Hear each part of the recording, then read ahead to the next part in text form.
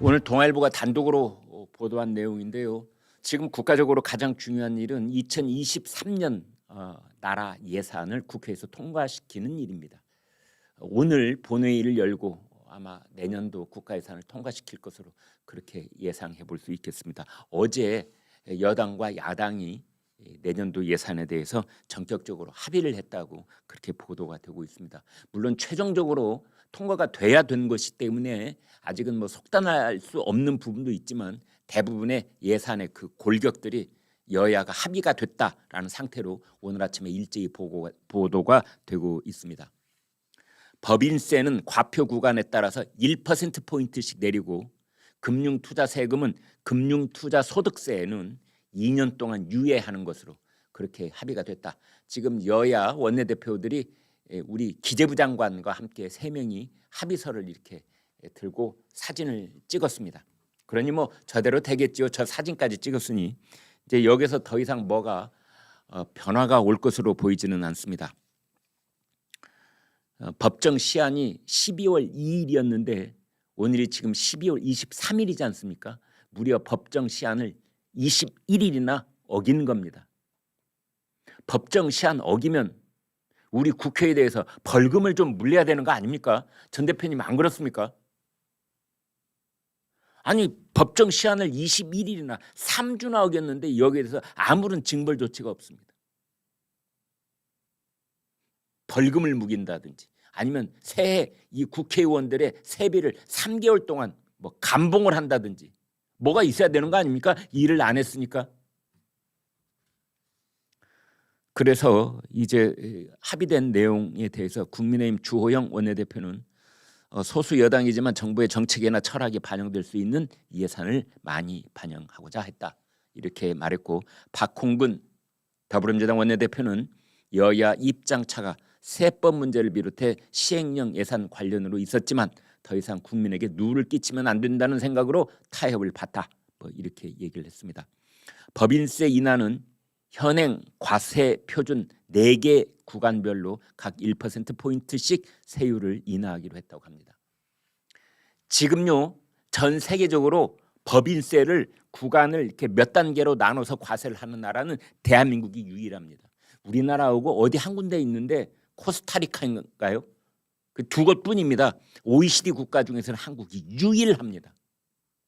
다른 나라들은 법인세를 다 단일세로 부과하고 있습니다. 원래는 3%를 낮춰서 기업 활성화를 좀 도와주자 그랬는데 그게 깎여서 1%입니다. 이것을 말하는 우리나라 속담에 아주 기가 막힌 속담이 있죠. 오늘 날씨가 어마어마하게 추워서 더더욱 실감나는 속담 언발의 오줌 누기. 과세 구간별로 1%포인트 내려서 이 기업들이 이게 실감이 나겠습니까? 그다음에 행안부의 경찰국, 법무부의 인사정보관리단 여기에 편성되어 있던 5억 원 이 예산을 절반을 깎았다 이렇게 되어 있습니다. 대신에 이재명 표 예산 지역 사랑 상품권 3,525억 편성, 그다음에 문재인 표 공공임대주택 관련 전세 융자 사업 6,600억 이런 돈들은 통과가 됐습니다.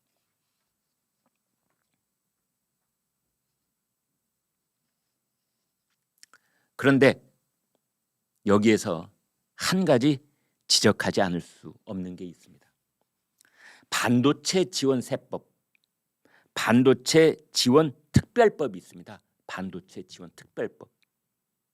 우리나라가 세계에서 네로라 하는 반도체 강국 중에 하나고 이 반도체는 대한민국의 미래의 쌀, 지금까지 쌀 역할도 했고 미래에도 쌀 역할을 했고 그래서 아주 중점적으로 윤석열 정부가 이 반도체 특별법을 만들어서 기업들이 반도체를 생산할 때 여러 가지 지원을 하기 위해서 미국도 하고 있고 대만도 하고 있고 중국도 하고 있고 서유럽도 하고 있는 그것을 우리도 해야 된다. 그래야 세계적인 경쟁에서 우리가 밀리지 않는다라고 했는데 뚜껑을 열어보니 그렇게 오랜 동안 윤석열 정부에서 목소리를 드높여왔던 세액 공제 20%가 깎여서 8%로 결정이 나 있다. 이런 뉴스가 전해지고 있습니다. 그런데 알고 보니 더불어민주당조차도 10%까지 해주려고 그랬는데 추경호 기획재정부가 세 감소 때문에 안 된다. 그리고 8%로 다시 깎았다는 겁니다. 이게 도대체 어떻게 된 겁니까?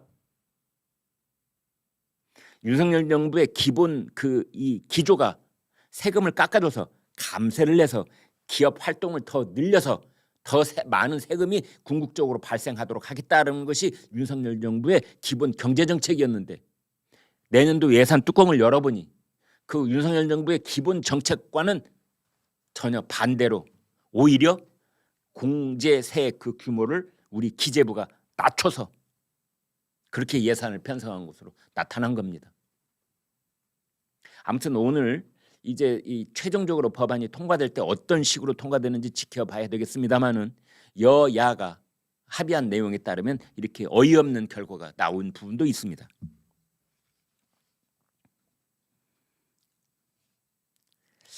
아무튼 원래 예산이라고 하는 것은 정부가 주도해서 짜고 야당은 감행만 하는 것이 원칙입니다. 그런데 민주당은 169석을 무기로 자신들이 원하는 예산을 넣으라고 압박을 했습니다. 본인들 입으로 집권 야당이다. 야당이긴 하지만 현재도 더불어민주당이 집권하고 있는 것이나 마찬가지다. 아직도 문재인 정권이다. 이런 얘기를 자기네들 입으로 스승없이 하고 있는 겁니다.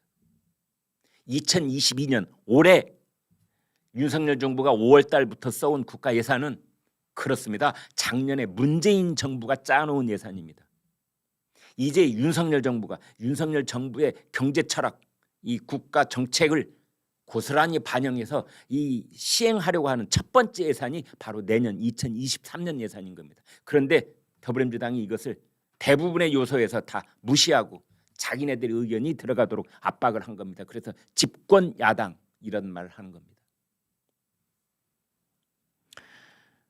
여러분 돌아보십시오. 이런 일이 왜 벌어졌느냐?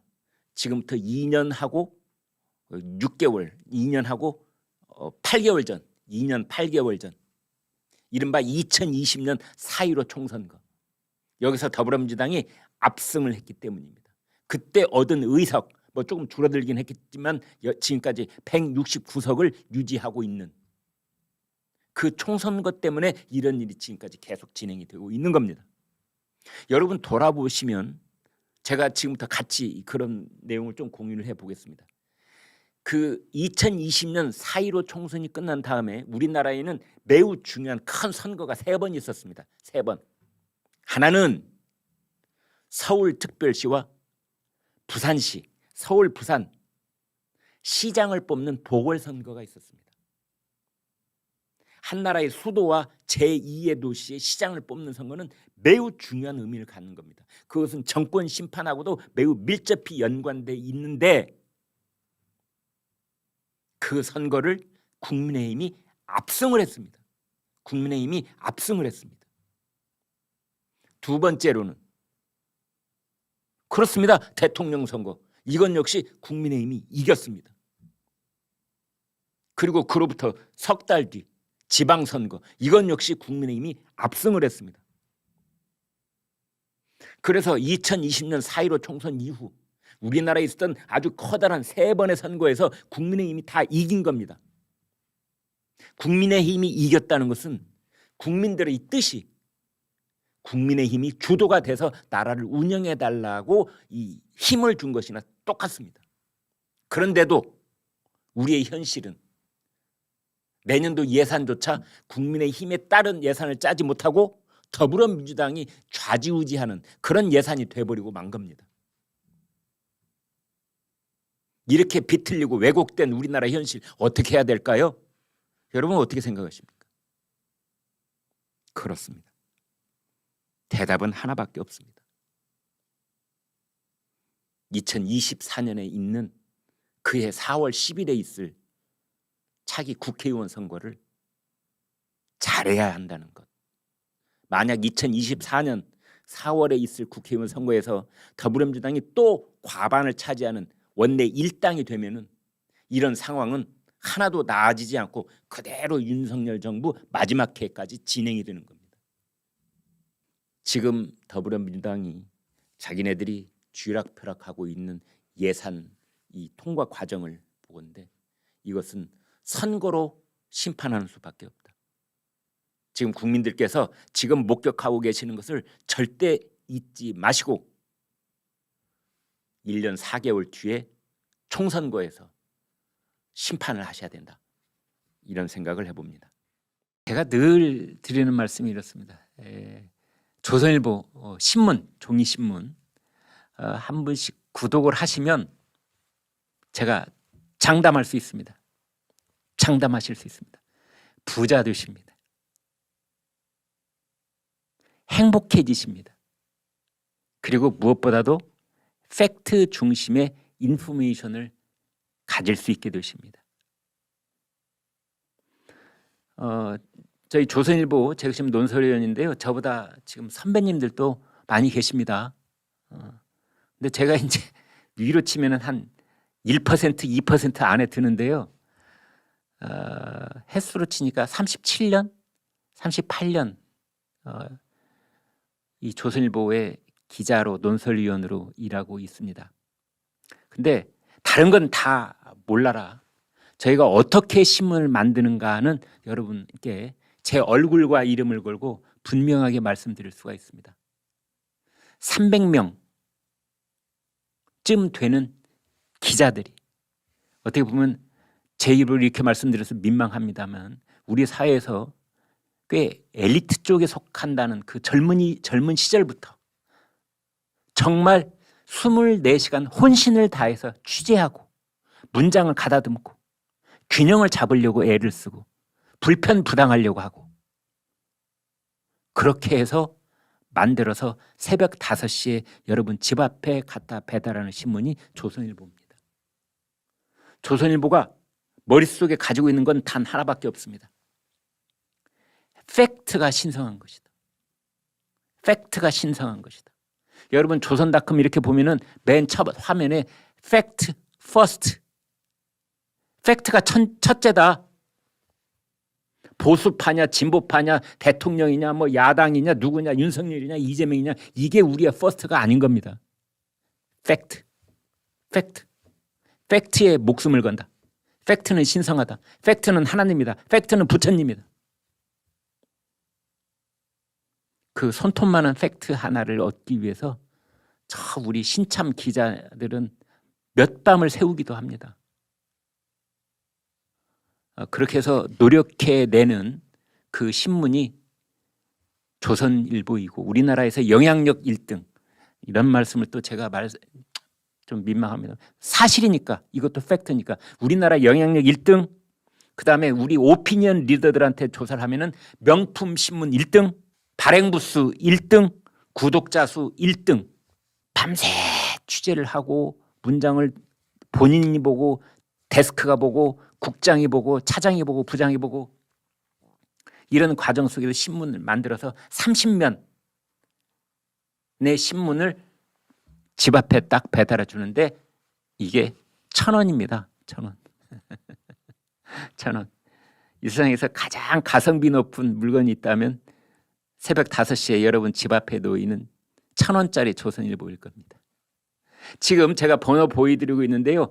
1577-8585 입에도 딱 올라붙습니다. 1577-8585 일로 전화를 거셔서 구독 신청을 하신 다음에 조선일보 유튜브 김광일 쇼 보고 구독하게 됐다 이렇게 해주시면 저희 11시 쇼 이 제작진들이 큰 칭찬을 받을 수가 있습니다. 네, 여러분 부탁드리겠습니다.